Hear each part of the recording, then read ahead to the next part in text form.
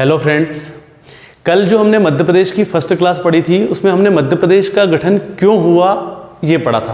मतलब 1956 को मध्य प्रदेश का क्यों गठन हुआ उसको समझने के लिए हमने राज्य पुनर्गठन पूरा समझ लिया था, एक टॉपिक ही खत्म हो चुका था। हम आज जो पढ़ेंगे वो मध्य प्रदेश का गठन पढ़ेंगे और आज आपकी जो क्लास है सेकंड डे। वास्तविक देखा जाए तो एमपी यहीं से स्टार्ट होगा मध्य प्रदेश के गठन से, वो तो हमने रीजन जाना था इसलिए हमको पीछे जाना पड़ा। अब आज जो हम देख रहे हैं वो है मध्य प्रदेश का गठन। मध्य प्रदेश के गठन को समझने के लिए आपको मध्य प्रदेश की स्थिति समझनी पड़ेगी 1947 से लेकर 1956 तक। जब हम 15 अगस्त 1947 को जब हमारा देश आज़ाद हुआ था उस समय मध्य प्रदेश नाम का कोई भी प्रदेश भारत में नहीं था। तो उस समय मध्य प्रदेश नाम का कोई भी प्रदेश नहीं था। तो मध्य प्रदेश जो वास्तविक आज स्थिति हम देखते हैं उसमें कौन कौन से क्षेत्र शामिल थे, या हम देखते हैं कि जो 562 देशी रियासतें थी, जो भारत देश आज़ाद हुआ था उसके समय में टोटल 562 रियासतें थी। उसमें से 559 देशी रियासतें तो भारत में मिल गई थी, पर 3 देशी रियासत जैसे जूनागढ़, हैदराबाद और जम्मू कश्मीर ये बाद में बहुत मशक्क़त के बाद भारत में मिली। उसकी आज जो हम देखेंगे कि मध्य प्रदेश में टोटल स्थिति अगर देखते हैं हम 1947 से लेकर 1956 तक, क्योंकि 1 नवंबर 1956 को मध्य प्रदेश बना था। ठीक, तो 1 नवंबर 1956 के पहले की मध्य प्रदेश की स्थिति क्या थी, तो आप देखोगे कि 1 नवंबर 1956 या मैं बोल दूं कि 1947 से लेकर 1956 तक 562 देशी रियासतें 4 भागों में बटी हुई थी। State A, state B, state सी और एक और था स्टेट डी। स्टेट डी के अंतर्गत अंडमान निकोबार द्वीप समूह को रखा गया था। अभी वो हमारे लिए इंपॉर्टेंट नहीं है क्योंकि स्टेट ए, बी और सी का कुछ भाग मध्य प्रदेश में था। वर्तमान मध्य प्रदेश में जो है वो 3 भाग थे। एक तो स्टेट ए का भाग मिला हुआ है, स्टेट बी का भाग मिला हुआ है, स्टेट सी का। इसलिए इन तीनों को जानना जरूरी है। स्टेट ए जो थे उनको बोला जाता था ब्रिटिश प्रांत। ब्रिटिश प्रांत मतलब ऐसे प्रांत जो अंग्रेजों के अधीन हो गए थे, उनको उन्होंने स्टेट ए श्रेणी का नाम दे दिया। श्रेणी बी बड़ी देशी रियासतें थी, जितनी भी बड़ी देशी रियासतें थी उनको क्या कहा गया था, तो बड़ी देशी रियासतों को स्टेट बी के अंतर्गत शामिल कर लिया गया था। स्टेट सी जो थे उसमें छोटी देशी रियासतें थी। तो इन तीनों भागों का कुछ भाग जो था वो मध्य प्रदेश में भी शामिल था, या मैं बोल दूं कि उस समय मध्य प्रदेश नहीं होकर स्टेट ए, बी और सी इन तीनों के कुछ कुछ भाग मिलाकर ही हमने वर्तमान में या 1957 को मध्य प्रदेश का गठन किया। तो वो कौन कौन सा भाग था इसको हम जान लेते हैं। स्टेट ए की यदि आप बात करोगे तो स्टेट ए में टोटल 15 देशी रियासतों को हमने किसमें मिलाया, मध्य प्रदेश में, ब्रिटिश प्रांत की। बी की बात करूं तो 25 देशी रियासतों को मिलाकर मध्य प्रांत बना था, जिनको हमने बाद में मध्य प्रदेश में शामिल कर लिया। स्टेट सी की बात करूं मैं मध्य प्रदेश की, तो स्टेट सी में टोटल 2 प्रांत थे। एक तो विंध्य प्रांत, नीचे लिख देता हूं, 2 प्रांत थे। एक था विंध्य प्रांत और भोपाल। ये मैं भारत के परिप्रेक्ष्य में नहीं, मध्य प्रदेश के परिप्रेक्ष्य में आपको बता रहा हूँ। विंध्य प्रांत में टोटल 38 देशी रियासतें थी, जबकि भोपाल में 1। इस प्रकार से जब 1956 को मध्य प्रदेश को बनाया गया था, मध्य प्रदेश का गठन हुआ था, उस समय टोटल रियासतें 79 थी, जिनमें से ए प्रांत में 15, बी प्रांत में 25, विंध्य प्रांत की 38 और भोपाल की 1। अब स्टेट ए की बात करूं मैं कि स्टेट ए में कौन कौन से भाग शामिल थे, तो इनको जरा समझते हैं हम। स्टेट ए को क्या कहा जाता था उस समय, तो स्टेट ए का नाम था Central Provinces, CP and Berar. अब हम इसको समझ लेते हैं कि इसका नाम सेंट्रल प्रोविजन कब पड़ा, बरार कब हुआ, या सीपी एंड बरार कब हुआ। तो पहले इसकी कहानी समझो आप। 1861 में 3 रियासतें थी, सागौर, नागपुर और नेरबुड्डा। इन 3 बड़ी देशी रियासतों को मिलाकर सेंट्रल प्रोविजन का गठन किया गया। और जब 1861 में सेंट्रल प्रोविजंस बना, उस समय ये न्यायिक कमिश्नरी क्षेत्र घोषित किया गया था। ये गवर्नर्स प्रांत कब बना या गवर्नर राज्य कब बना, तो 1921 में पहली बार यहां पर गवर्नर की नियुक्ति हुई और ये क्या बन गया, तो गवर्नर प्रांत बन गया। ठीक, उसके बाद क्या हुआ, तो जब बरार कब शामिल हुआ उसमें, तो 1936 में अंग्रेजों ने क्या करा, तो जो हैदराबाद के निजाम थे उनसे लीज पर लिया था बरार और बाद में इसको शामिल कर लिया गया किसमें, सीपी में, मतलब सेंट्रल प्रोविजन में। तो यहां पर 1936 तक आते आते बरार भी प्राप्त हो गया। तो इस प्रकार से 1936 में जो ब्रिटिश प्रांत था उसका पूरा नाम हो गया सेंट्रल प्रोविजन एंड बरार। ठीक है, सेंट्रल प्रोविजन एंड बरार को अगर देखा जाए, सीपी को देखा जाता है, तो इसकी जो राजधानी थी वो थी नागपुर। ठीक, अब हम आते हैं स्टेट बी में। स्टेट बी की यदि हम बात करें तो स्टेट बी में टोटल 25 देशी रियासतें की बात कर रहा हूं, मतलब मध्य प्रदेश में जो हमने शामिल करा था उसकी बात कर रहा हूं। या मैं बोल दूं कि जो मध्य भारत था, मध्य भारत में कितनी 25 रियासतें थी, सीपी एंड बरार में कितनी थी 15। ये बात आ रही समझ में। मध्य भारत की 2 राजधानियां थी उस समय, एक थी ग्वालियर और दूसरी थी इंदौर। अब इनको 2 राजधानियां क्यों बनाई गई 6-6 माह के लिए? ये दोनों 6-6 माह के लिए राजधानी बनाई गई थी। ऐसा क्यों करा गया था? क्योंकि अंग्रेजों के द्वारा ग्वालियर जो है इसको शीतकालीन राजधानी बनाया गया और इंदौर को ग्रीष्मकालीन राजधानी बनाया गया था। ठीक है, तो ये स्टेट बी जिसमें 25 देशी रियासतें थी, जिसमें 6 माह के लिए ग्वालियर और 6 माह के लिए इंदौर को राजधानी बनाया गया था। विंध्य प्रांत की बात करता हूं तो विंध्य प्रांत में टोटल 38 देशी रियासतें थी और इसकी इस समय राजधानी जो थी वो थी रीवा। ठीक, भोपाल की राजधानी भोपाल ही थी, या उसके पहले जो थी इस्लामाबाद थी, पर बाद में इसको क्या कर दिया गया था, तो बाद में जो है इसकी राजधानी भोपाल ही हो गई थी। इस तरह से स्टेट ए, स्टेट बी और स्टेट सी में कुछ परिवर्तन के बाद 1 नवंबर 1956 को मध्य प्रदेश बना। तो 1 नवंबर 1956 के पहले की स्थिति देखी हमने, जब हमारा देश आज़ाद हो गया था, मतलब 15 अगस्त 1947 से लेकर 31 अक्टूबर 1956 तक मध्य प्रदेश किन भागों का हिस्सा था? स्टेट ए, स्टेट बी और स्टेट सी। आप लोगों को पूरा समझ में आ गया होगा यहां तक। ठीक है, आपको स्क्रीनशॉट लेना हो तो ले लीजिए, मैं इसको आपको एक मैप के द्वारा भी बता देता हूं।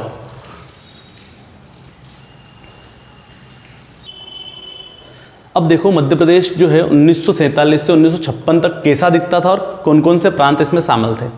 तो सबसे पहले तो आप अगर देखोगे तो इस वाले क्षेत्र में यहाँ पर इस प्रकार से जो था वो था सीपी एंड बरार, जिसको हम स्टेट ए बोलते थे। क्या था इसका नाम? सीपी एवं बरार। अब सीपी एंड बरार जो था इसमें कौन कौन से क्षेत्र शामिल थे, कुछ इस प्रकार से, यहाँ से इसको ऐसे लेंगे, ठीक है ना, इस प्रकार से। सीपी एंड बरार में कौन कौन से क्षेत्र शामिल थे तो इनको भी ध्यान रखना, ये भी एग्जाम के लिए महत्वपूर्ण है। सबसे पहले जो है वो महाकौशल, जिसको हम वर्तमान में जबलपुर बोलते हैं, वो वाला क्षेत्र भी किसमें शामिल था? तो वो वाला क्षेत्र भी जबलपुर के आसपास वाला क्षेत्र जिसको महाकौशल बोला जाता था, सीपी एंड बरार में शामिल था। दूसरा, वर्तमान छत्तीसगढ़ जो है वो लगभग किसमें शामिल था? तो वो भी सीपी एंड बरार में शामिल था।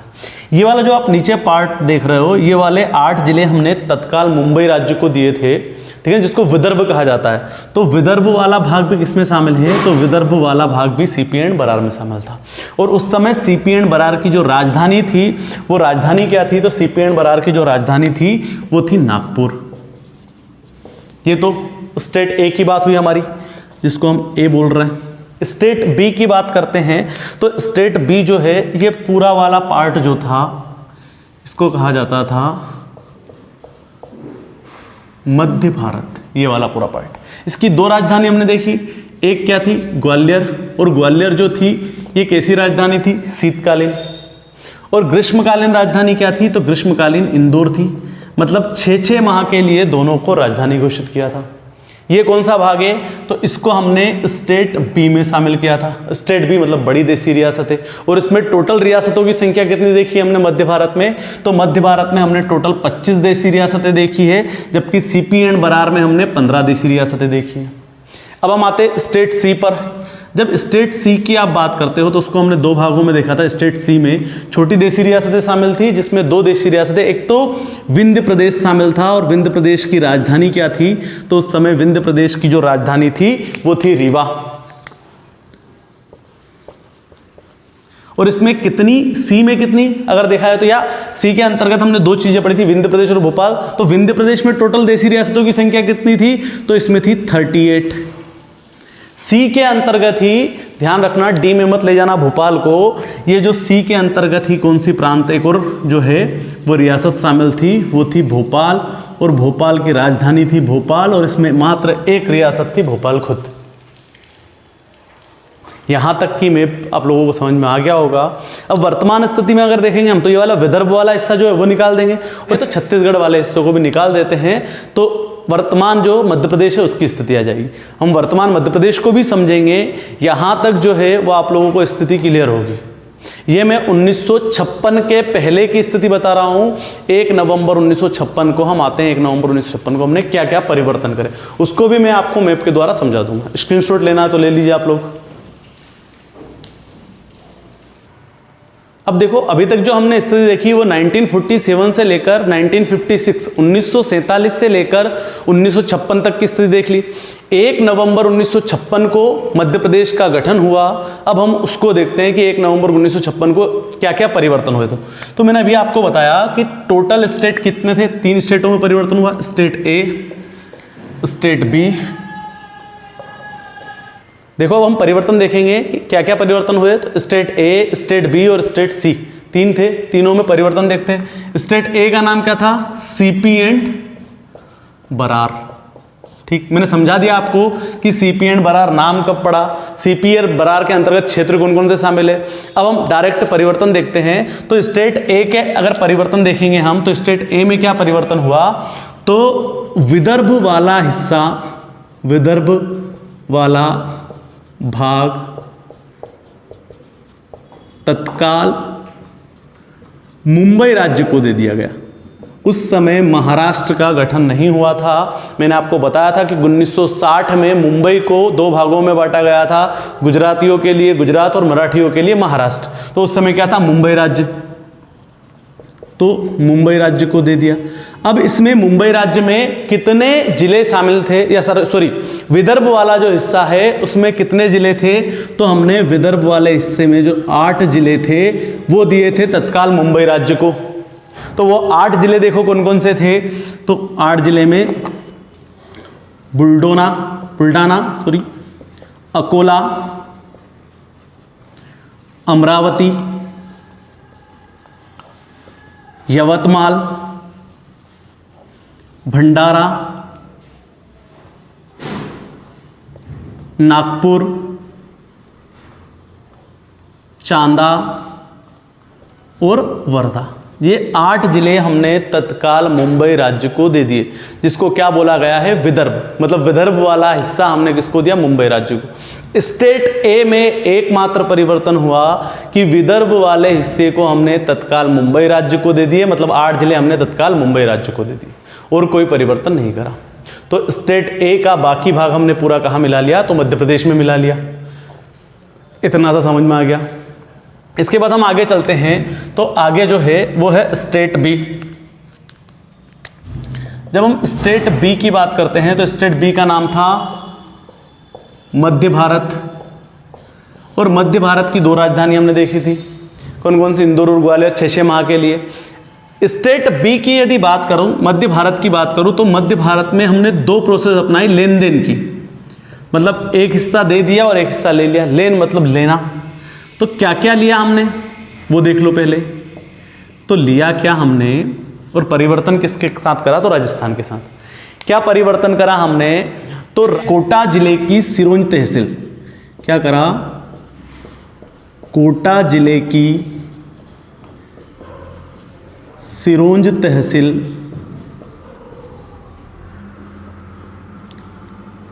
को विदिशा, जो मध्य प्रदेश का विदिशा जिला है, उसमें मिला लिया।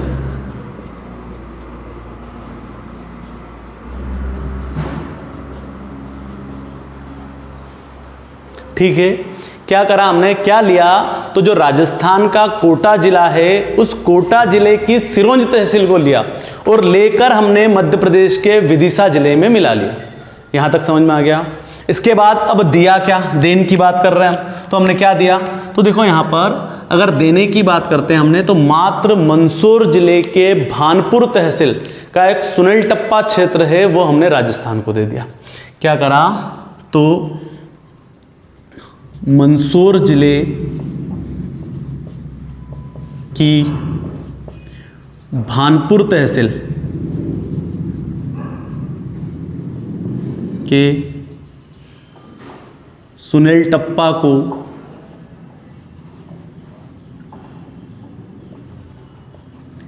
राजस्थान को दे दिया। ये बात भी समझ में आ गई। मतलब स्टेट बी की बात करूं तो स्टेट बी में हमने क्या करा, तो मंदसौर जिले के भानपुर तहसील के सुनील टप्पा को छोड़कर संपूर्ण भाग मिला लिया स्टेट बी, और एक क्षेत्र और ले लिया राजस्थान से हमने। वो कौन सा क्षेत्र था, तो कोटा जिले की सिरोंज तहसील ली और विदिशा में मिला लिया।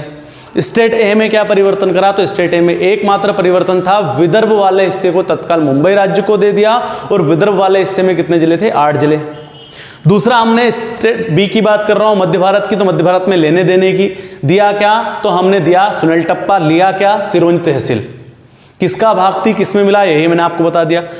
अगर स्टेट सी की बात करता हूं तो स्टेट सी के अंतर्गत आप लोगों को पता है कि हमने 2 प्रांत अभी पढ़े, कौन कौन से, तो एक तो पढ़ा हमने विंध्य प्रदेश, ठीक है, विंध्य प्रदेश की राजधानी रीवा, और भोपाल, भोपाल की राजधानी भोपाल, ठीक। इसमें हमने कोई परिवर्तन नहीं करा, मतलब क्या करा, तो पूरा भाग एमपी में मिला लिया।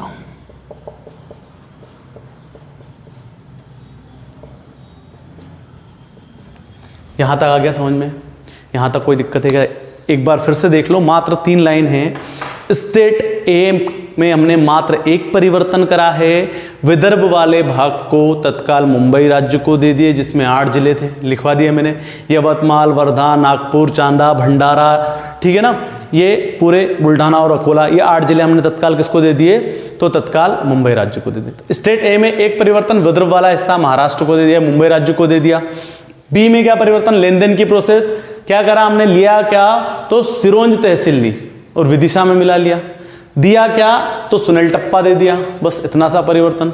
सी में हमने कोई भी परिवर्तन नहीं करा। इस तरह से 1 नवंबर 1956 को मध्य प्रदेश का गठन हो गया। अब हम 1 नवंबर 1956 को मध्य प्रदेश की स्थिति देख लेते हैं। कर दूं बोर्ड साहब, अब जिनको स्क्रीनशॉट लेना वो ले लीजिए। देखो 1 नवंबर 1956 को क्या क्या परिवर्तन हुए ये हमने देख लिए। अब 1 नवंबर 1956 की स्थिति देखते हैं कि मध्य प्रदेश की स्थिति क्या थी। तो 1 नवंबर 1956 को यदि मध्य प्रदेश की स्थिति हम देखें तो मध्य प्रदेश की स्थिति अक्षांश और देशांतर की मैं बात करूं, उत्तरी अक्षांश की यदि मैं बात करता हूं तो उत्तरी अक्षांश था इसका 17 डिग्री 46 मिनट से लेकर 26 डिग्री 30 मिनट तक, ठीक है, उत्तरी अक्षांश हुआ। अगर मैं पूर्वी देशांतर की बात करता हूं तो पूर्वी देशांतर में 74 डिग्री 9 मिनट से लेकर 84 डिग्री 51 मिनट पूर्वी देशांतर जो है वो मध्य प्रदेश की स्थिति है। मतलब अगर मैं बात कर रहा हूं मध्य प्रदेश की तो नीचे से बात करता हूं 17 डिग्री 46 मिनट से लेकर उत्तर की बात करता हूं 26 डिग्री 30 मिनट तक, देशांतर 74 डिग्री 9 मिनट से लेकर इस साइड 84 डिग्री 51 मिनट तक, ये मध्य प्रदेश की स्थिति। अगर क्षेत्रफल की बात करें हम, क्षेत्रफल कितना था उस समय, तो क्षेत्रफल में 443,446, ये पूरे भारत का सबसे बड़ा राज्य था क्षेत्रफल के हिसाब से। भारत का सबसे बड़ा राज्य, ठीक, पूरे भारत का सबसे बड़ा राज्य था। तो भारत का क्षेत्रफल कितना था उस समय, तो हमने देखा कि भारत के क्षेत्रफल का 443,446 था। और अगर परसेंटेज में देखा जाए तो 13.49% जो था वो पूरे भारत का क्षेत्रफल था मध्य प्रदेश। कौन सा संविधान संशोधन हुआ था उस समय, तो 7वां संविधान संशोधन, जिसके तहत मध्य प्रदेश का गठन किया गया। देसी रियासतों की संख्या देखें हम कि कितनी देसी रियासतें थी, तो देसी रियासतें उस समय मैंने आपको बताया था कि देसी रियासतें कितनी थी, तो हमने 3 भागों में बांटा था। स्टेट ए के अंतर्गत कितनी थी, 15, स्टेट बी के अंतर्गत 25, स्टेट सी के 2 पार्ट थे, एक विंध्य प्रदेश और विंध्य प्रदेश के अंतर्गत कितनी थी, तो विंध्य प्रदेश के अंतर्गत 38 पढ़ी थी हमने और भोपाल के अंतर्गत 1 पढ़ी थी। स्टेट ए की बात करता हूं कि स्टेट ए के उस समय मुख्यमंत्री कौन थे, तो स्टेट ए के पंडित रविशंकर शुक्ल थे। ठीक, स्टेट बी में कौन थे, तो लीलाधर जोशी लिख देता हूं। स्टेट ए में पंडित रविशंकर शुक्ल, बी के लीलाधर जोशी, फिर शंभुनाथ शुक्ल, जो शंभुनाथ शुक्ल थे ये स्टेट सी में विंध्य प्रदेश के थे, है ना, यहां पर लिख रहा हूं विंध्य प्रदेश। और डॉक्टर शंकर दयाल शर्मा, और डॉक्टर शंकर दयाल शर्मा जो थे वो भोपाल के थे। ठीक, तो देसी रियासतों की अगर पूछा जाए कि मध्य प्रदेश के गठन 1 नवंबर 1956 को हुआ, उस समय देसी रियासतों की संख्या कितनी थी, तो उस समय देसी रियासतें थी टोटल 79। ठीक, अगर मैं यहां देखता हूं जिलों की बात करता हूं कि मध्य प्रदेश में उस समय जिलों की संख्या कितनी थी, तो जिले थे 43। तत्काल राजधानी 1956 को भोपाल बनाया गया था, और भोपाल क्या था, तो ये सीहोर जिले की तहसील थी। क्या थी, सीहोर जिले की तहसील। मतलब 1956 को जब भोपाल को मध्य प्रदेश की राजधानी बनाया गया, उस समय भोपाल जिला नहीं था। भोपाल जिला 1972 को बना, आगे मैं बता रहा हूं। इस समय क्या था, तो सीहोर जिले की एक तहसील थी भोपाल। यहां तक भी आप लोगों को समझ में आ गया होगा। स्क्रीनशॉट लेना हो तो ले लीजिए आप लोग। अब देखो, हमने देखा कि 1 नवंबर 1956 को मध्य प्रदेश में 43 जिले थे। यहां तक तो कोई दिक्कत नहीं है। आगे देखते हैं हम कि 26 नवंबर 1972 को मध्य प्रदेश में 2 जिलों का गठन हुआ। वो थे 2 जिले, एक तो भोपाल से सीहोर और दूसरा था दुर्ग से राजनांदगांव। अभी कितने जिले?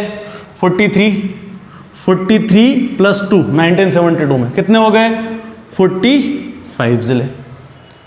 1972 को अगर देखा जाए तो कितने जिले हो गए मध्य प्रदेश में?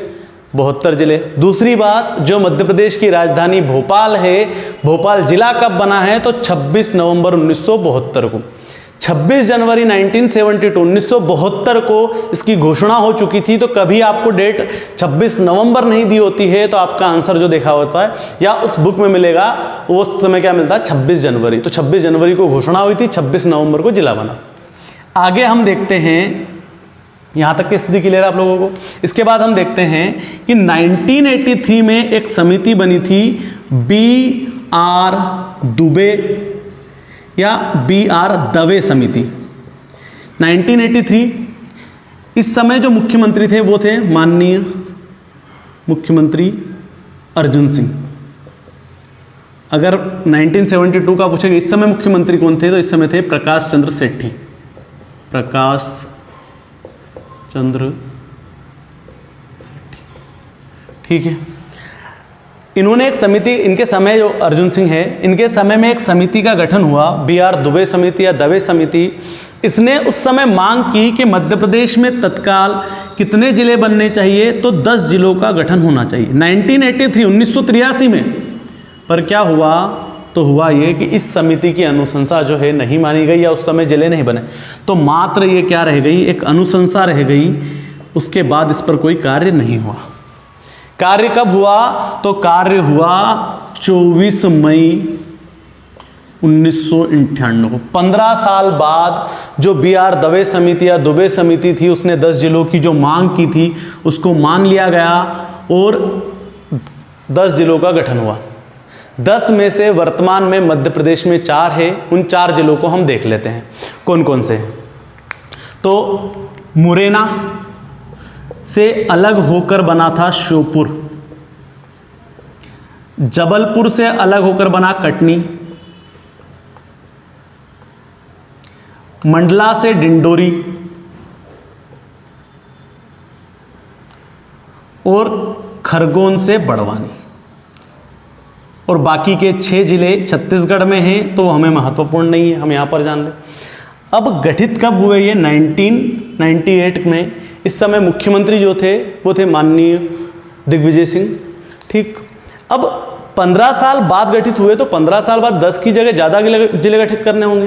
क्यों? क्योंकि इस समय जो है वो क्या हुआ होगा, तो अन्य जिलों की भी मांग उठने लग गई होगी। जैसे ही 24 मई को 10 जिले गठित हुए, 10 जिलों का गठन, ऐसे ही पूरे मध्य प्रदेश में और जिलों की मांग उठी। इसलिए जिला पुनर्गठन समिति, एक तो कौन सी थी, BR दुबे समिति, जिस पर 10 जिले बन गए। उसी समय 10 जून को एक और समिति बनी 1998 को, सिंहदेव समिति, क्योंकि जो जिलों की मांग उठ रही थी वो कितने जिले बनाए जाए और उनका विभाजन किस प्रकार हो, इसके लिए सिंहदेव समिति ने कहा कि इस समय कितने जिलों की आवश्यकता है, तो 6 जिलों का और गठन होना चाहिए।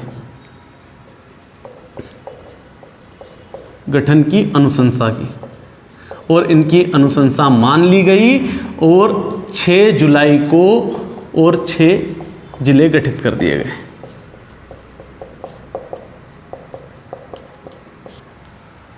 ठीक है, उस 6 जिलों में से वर्तमान में मध्य प्रदेश में 3 जिले हैं जो आपको याद रखने हैं। कौन कौन से?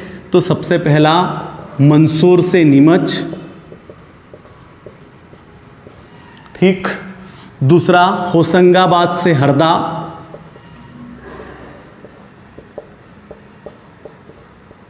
और तीसरा शहडोल से उमरिया।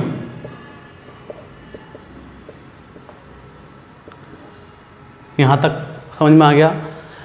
1972 में 43 + 2 45 हो गए।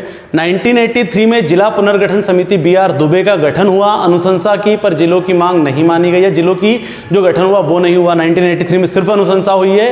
ये विशेष ध्यान रखना कि 1983 में कोई जिला नहीं बना है।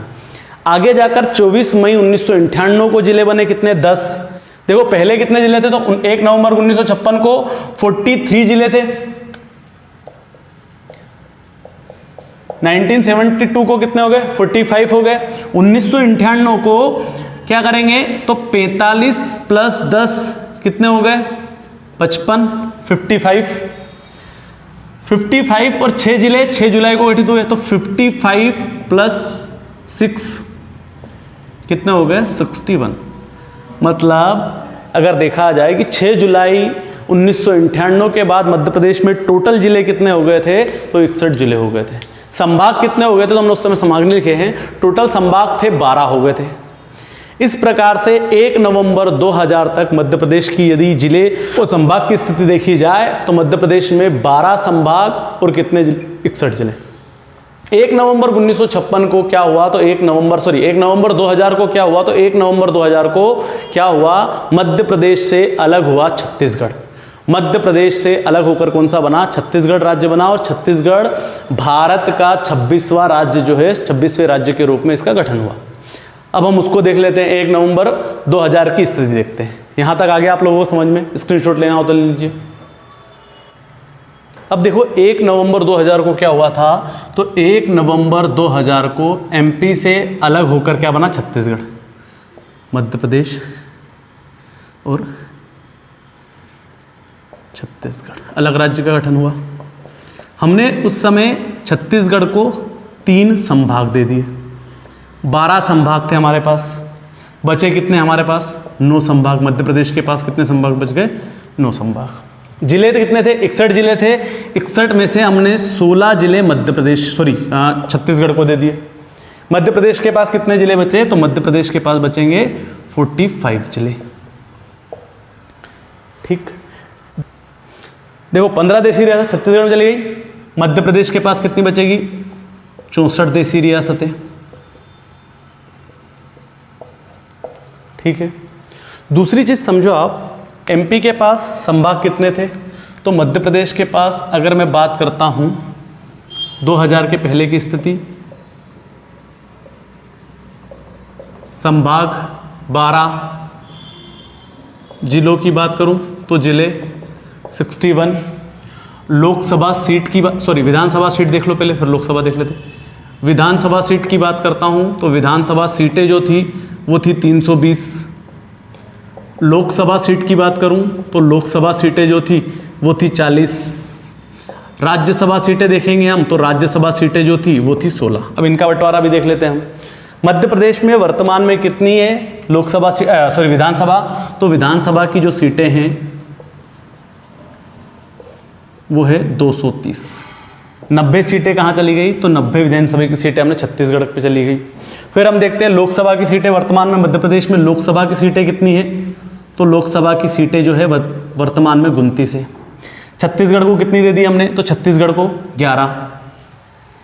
फिर राज्यसभा की सीटों की बात करते हैं हम, तो राज्यसभा की सीटें अगर देखी जाए तो राज्यसभा की सीटें जो है वो हमारे पास कितनी है, वर्तमान में 11।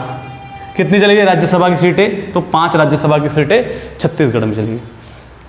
ये इस समय इस प्रकार से बंटवारा होने के बाद मध्य प्रदेश का जो क्षेत्रफल की मैं बात करता हूँ कि मध्य प्रदेश का क्षेत्रफल कितना रह गया 1 नवंबर 2000 को, तो मध्य प्रदेश का क्षेत्रफल रह गया था 308,252। एक और चीज़ है, आप कहीं कहीं पर 308,245 भी पढ़ते हो, कहीं पर 308,252। इसका रीज़न मैं आपको आगे बता दूंगा, थोड़ा समझ लो। सिर्फ एक जो अमरकंटक है, अमरकंटक पर किरार घाटी है, उस किरार घाटी पर जो 7 किलोमीटर वाला भाग है वो विवाद रहा था मध्य प्रदेश और छत्तीसगढ़ के बीच में। अब वो छत्तीसगढ़ का भाग मान लिया गया, इसलिए हम 7 किलोमीटर माइनस कर देंगे तो क्या हो जाएगा 308,245। वो आगे बता दूंगा मैं, ठीक है। अभी हमने इतना ही लिख रहा है कि मध्य प्रदेश का क्षेत्रफल कितना है 308,252। ये संपूर्ण भारत का कितना प्रतिशत है, तो 9.38% है। मतलब 4.11% किसके पास चला गया, छत्तीसगढ़ के पास चला गया। ये बात भी आप लोगों को समझ में आ गई। दूसरी बात, इसलिए इस समय कौन सा संविधान संशोधन हुआ था, तो 84वां संविधान संशोधन था। छत्तीसगढ़ भारत के कौन से नंबर का राज्य है, तो भारत का 26वां राज्य है। कौन, छत्तीसगढ़ बना। यहां तक आ गया समझ में। इसके बाद की स्थिति हम देखते हैं कि 1 नवंबर 2000 को मध्य प्रदेश की स्थिति, और आगे हम देखते हैं क्या क्या थी। ये हमने 1 नवंबर 1956 से लेकर 1 नवंबर 2000 तक मध्य प्रदेश की स्थिति समझ ली है। मतलब मध्य प्रदेश का गठन हमने पूरा समझा। 1 नवंबर 2000 के बाद वाले जो जिले हैं वो हमें आपको कल वाली क्लास में बता दूंगा। दूसरी बात, अब हम पढ़ेंगे पुनर्गठन, क्योंकि ये तो गठन हुआ, फिर वापस से क्या होगा, तो वापस से गठन मतलब क्या हो गया, पुनर्गठन। तो कल वाली क्लास में मैं आपको जो है मध्य प्रदेश का पुनर्गठन 1 नवंबर 2000 के बाद वाली स्थिति आपको बता दूंगा। हम रोज साथ में एक क्लास ऐसी भी लेते जाएंगे जिससे हमको फैक्ट याद होते जाए, जैसे कि मध्य प्रदेश की गुफाएं, मध्य प्रदेश के पर्यटक स्थल, मध्य प्रदेश में जो अभिलेख प्राप्त हुए हैं वो, मध्य प्रदेश के राष्ट्रीय उद्यान, अभ्यारण्य, स्टेडियम, क्योंकि इनको याद करने में बहुत ज़्यादा दिक्कत आती है, तो उनको मैं आपको एक एक करके पूरा टॉपिक याद करवाते भी जाऊँगा। मैं आपको आज जो सिखाने जा रहा हूँ मध्य प्रदेश की गुफाएं, जितने भी मध्य प्रदेश के क्वेश्चन आते हैं वो सब यहाँ से कंप्लीट हो जाएंगे, गुफाओं से संबंधित। एक बार ध्यान से देखना, अपने आप गुफाएं याद हो जाएगी। 2 से 3 बार मेरे साथ रिवीजन करना, पूरी गुफाएं मैं कंप्लीट करवाऊंगा आप लोगों को, ठीक है। ध्यानपूर्वक देखना। अब इधर सबसे पहले जो है वो हम देखते हैं मुरैना। यहाँ पर है मुरैना। लगभग मुरैना में 2 गुफाएं हैं, एक है पहाड़गढ़ की गुफाएं और दूसरी है, एक मुरैना में है पहाड़गढ़ की गुफाएं और दूसरी है लिखीराज की गुफाएं। क्या है, लिखीराज की गुफाएं। 2 गुफाएं हैं, पहाड़गढ़ की गुफाएं और लिखीराज की गुफाएं। कहां पर है, मुरैना में। 2 गुफाएं हमको याद हुई है, मुरैना में 2 गुफाएं, पहाड़गढ़ और लिखीराज। दूसरा यहां पर है ग्वालियर, और ग्वालियर में जो गुफा है वो है विलोबा की गुफाएं। कौन सी गुफाएं हैं, विलोबा की गुफाएं। क्या पढ़ रहे हैं हम, तो हम आज गुफाएं याद करने की कोशिश कर रहे हैं। पहला हमने देखा मुरैना में कौन सी गुफाएं हैं, पहाड़गढ़ और लिखीराज। फिर सेकंड हमने देखा ग्वालियर में कौन सी गुफाएं हैं, विलोबा की गुफाएं। आगे आप देखोगे यहां पर है चंदेरी, और चंदेरी में जो गुफा है उसका नाम है लिखी दांत की गुफाएं। क्या है, लिखी दांत की गुफाएं, ठीक। पहाड़गढ़ में लिखीराज की है, जबकि चंदेरी में कौन सी है, लिखीदांत की गुफाएं। 3 हमने पढ़े हैं, चंदेरी, ग्वालियर और मुरैना। चंदेरी में लिखीदांत, ग्वालियर में बिलोबा, मुरैना में लिखीराज और पहाड़गढ़ की गुफाएं। 3 कंप्लीट। अब ये उत्तर मध्य प्रदेश की बात कर ली हमने। अब इधर आते हैं हम, तो यहां आपको मिलेगा सागर जिला, और सागर में 2 गुफाएं हैं। एक तो है रॉक शेल्टर की गुफाएं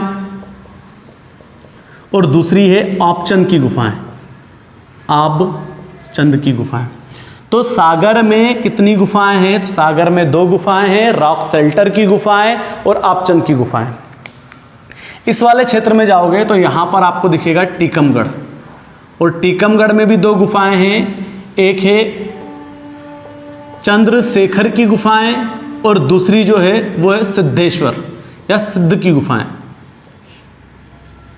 सिद्धेश्वर की गुफाएं। ठीक, 5 जगह की हमको गुफाएं याद हो गई। मुरैना, पहाड़गढ़ लिखीराज, ग्वालियर बिलोबा, चंदेरी लिखीदांत, सागर आपचंद रॉक शेल्टर, टीकमगढ़ सिद्धेश्वर और चंद्रशेखर की गुफाएं। यहां तक कोई दिक्कत है क्या आपको? आगे आप देखोगे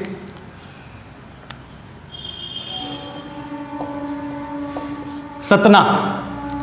सतना में आल्हाउदल की गुफाएं और जगदीशगढ़ की गुफाएं। 2 गुफाएं यहां पर भी है, सतना में भी आल्हाउदल की गुफाएं और जगदीशगढ़ की गुफाएं। ये दोनों भी याद हो गई। आगे आप जाओगे तो सीधी में जो गुफाएं हैं वो है भुईमाड़ की गुफाएं।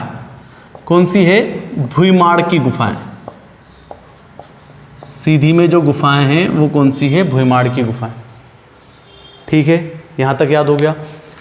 आगे देखते हैं सिंगरौली। सिंगरौली में है मारा की गुफाएं। कौन सी है? मारा की गुफाएं। अब देखो कैसे याद करेंगे हम। उत्तर में 3, फिर देखो आप, चंदेरी, लिखीदांत, ग्वालियर, विलोबा, मुरैना में पहाड़गढ़ और लिखीराज। थोड़ा सा ये हो गया। देखो कैसे याद करेंगे हम, तो देखो चंदेरी में कौन सी है? तो लिखीदांत, ग्वालियर, विलोबा, मुरैना में पहाड़गढ़ और लिखीराज की गुफाएं। ये 3। फिर इधर देखेंगे हम तो 5 टोटल। सागर रॉक शेल्टर और आपचंद की गुफाएं, टीकमगढ़ चंद्रशेखर सिद्धराज की गुफाएं, सागर आलाउदल जगदीशगढ़ की गुफाएं, सीधी भुईमाड़ की गुफाएं, सिंगरौली मारा की गुफाएं। यहां तक याद हो गया। अब हम इस साइड की गुफाएं देखते हैं, मतलब पूर्व साइड की। सिंगरौली के बाद आप देखोगे शहडोल में है लखवारिया की गुफाएं। कौन सी गुफाएं हैं? लखवारिया की गुफाएं। उसके बाद नीचे जाओगे डिंडोरी में 2 गुफाएं हैं। एक तो है घोड़ामोड़ा की गुफाएं और दूसरी है जामवंत गुफाएं। कौन सी गुफाएं? जामवंत गुफाएं। यहां पर देखोगे तो कटनी, और कटनी में है जिंजरी की गुफाएं।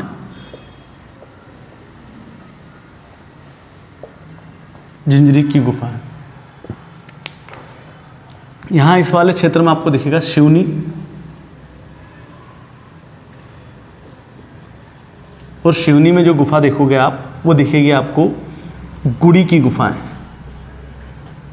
कौन सी गुफाएं? गुड़ी की गुफाएं। उसके बाद ये अब आपको 4 जो है वो किधर की हो गई, तो पूर्व की याद कर लोगे आप 4। शहडोल, लखवारिया, डिंडोरी, घोड़ामोड़ा, जामवंत, कटनी, झिंझरी और शिवनी गुड़ी की गुफाएं। अब हम दक्षिण मध्य प्रदेश की ओर चलते हैं, तो दक्षिण मध्य प्रदेश में यहां पर आप देखोगे छिंदवाड़ा। क्या है यहां पर? छिंदवाड़ा में 2 गुफाएं हैं। एक तो ऊपर जहां मुरैना में पहाड़गढ़ की गुफाएं हैं, पहाड़गढ़ की गुफाएं छिंदवाड़ा में भी है। दूसरी एक और है गुप्तेश्वर या गुप्त गुफाएं। ठीक, गुप्त गुफाएं कहां पर है? छिंदवाड़ा में। 2 है, पहाड़गढ़ की गुफाएं और गुप्त गुफाएं छिंदवाड़ा में। छिंदवाड़ा के बाद हम चलते हैं बैतुल। इधर पास में क्या है? तो इधर पास में है बैतुल। बैतुल में भी 2 गुफाएं हैं। एक है मोपाली छोटा महादेव की गुफाएं। कौन सी है? तो मोपाली छोटा महादेव की गुफाएं और दूसरी है अंबा माई की गुफाएं। ये दो गुफाएं कहाँ पर है? बैतुल में। बैतुल के बाद यहाँ है होशंगाबाद में भी दो गुफाएं हैं।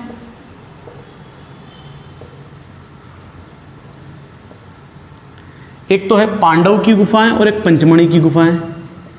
पंचमणि की गुफाएं और पांडव की गुफाएं कहाँ पर है? होशंगाबाद। यहाँ पर है खंडवा, और खंडवा में 5 गुफाएं हैं टोटल। खंडवा में कौन कौन सी? तो ओंकारेश्वर की गुफाएं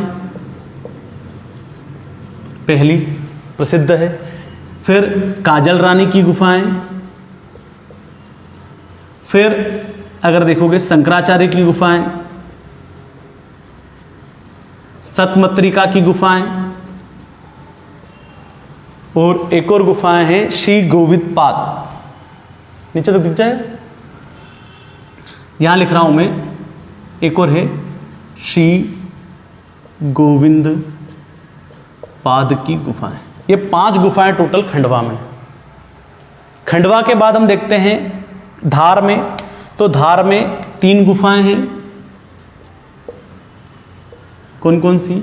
एक तो बाघ की गुफाएं, लोहानी की गुफाएं और 7 कोठरी की गुफाएं। अब पहले हम एक बार रिवीजन कर लेता कि पूरा याद हो जाता आपको। देखो स्टार्ट करते हैं मुरैना से। मुरैना में 2 गुफाएं हैं, लिखीराज और पहाड़गढ़।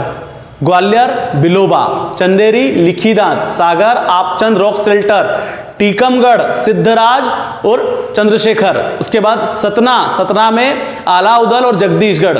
ठीक, उसके बाद हम आए सतना के बाद सीधी में भुईमाड़ की, सिंगरौली में मारा की, फिर इस पूर्व साइड देखेंगे हम शहडोल में लखवारिया की, कटनी में झिंझरी की।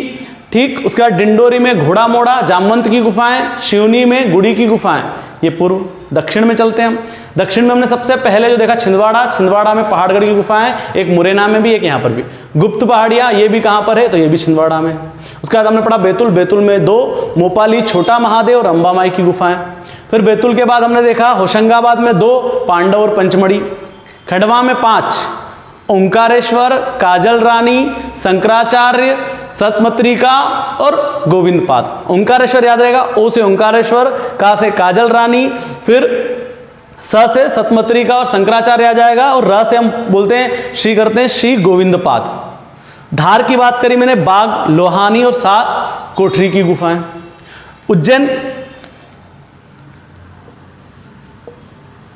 उज्जैन में यदि आप देखोगे तो एक तो कालियादे, भरथरी।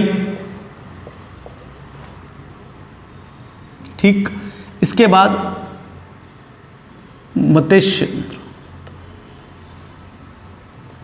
मत्स्येंद्र की गुफाएं। ये 3 गुफाएं उज्जैन में। आगे आप देखोगे तो यहाँ मंदसौर, और मंदसौर में 2 गुफाएं हैं, एक तो धमनार और धर्मराजेश्वर। ये 2 गुफाएं कहाँ पर है? मंदसौर में। मतलब इधर 3 गुफाएं। धार की देखिए हमने, धार में बाघ, लोहानी और 7 कोठरी। उज्जैन में कालियादे, भरथरी और मत्स्येंद्र, और फिर मंदसौर में धमनार और धर्मराजेश्वर। यहाँ आप देखोगे राजगढ़ में है कबरा की गुफाएं। कौन सी गुफाएं? कबरा की गुफाएं। ठीक है, यहाँ तक कोई दिक्कत है क्या? अब देखो आप इस वाले क्षेत्र में आप अगर देखोगे तो यहाँ दिखेगा आपको रायसेन की जो लिख रहा हूँ मैं गुफाएं, वो यहाँ लिख देता हूँ ताकि आप लोगों को समझ में आ जाए ऊपर।